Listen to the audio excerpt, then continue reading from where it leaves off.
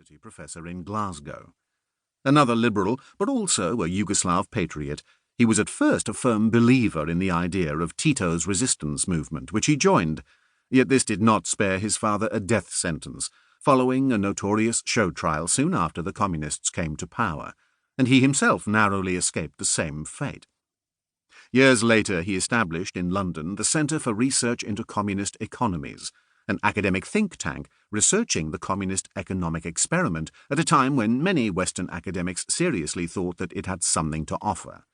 Lyubo wanted to warn them that this was not true. Alexander Beit followed a different path. He came from a deeply religious family, so Karl was enormously surprised when one morning after the war he bumped into Alexander wearing the partisan uniform with the red star on his hat, and speaking passionately about the new world order that was being established in the country. According to Karl's later accounts, this meeting finally convinced Karl to leave the new Yugoslavia. Or, as he put it in his book, he left because he was unable to enjoy life in a closely regimented society. But Alexander's story does not end there. He too had a great interest in economics. In fact, his red star helped him to make a career that he had probably never even dreamed about. He was even able to found and run a relatively autonomous economics institute in Ljubljana, the Slovenian capital. As the Yugoslav, and in particular the Slovenian socialist economy, was flirting with the logic of capitalist economy, his institute grew in fame. But his most nonconformist act came much later. His book, Berman's Dossier, written in Slovenian, was a bulky volume of 1,000+ pages, which few read in its entirety, and it was completed almost literally on his deathbed. It shook many in Slovenia. By then, books critical of the communist system were not that rare anymore, but it was shocking that Beit, a respected scientist and a former partisan comrade himself, should present an utterly revisionist and devastatingly critical account of the partisan resistance and the communist revolutionary movement. Lyubo, too, got involved.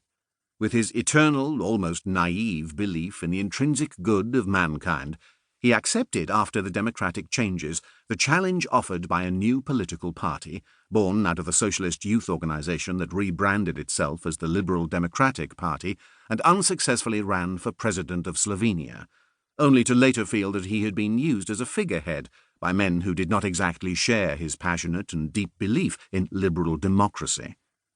This word will feature prominently in the second part of this book.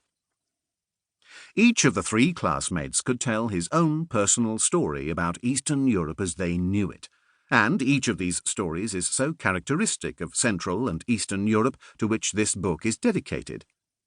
Throughout it, the three terms Central Europe, Eastern Europe, and Central and Eastern Europe will often be used interchangeably, as they often are in the English-speaking world, though I will also explain the distinctive nature of different parts of what is commonly known as Eastern Europe.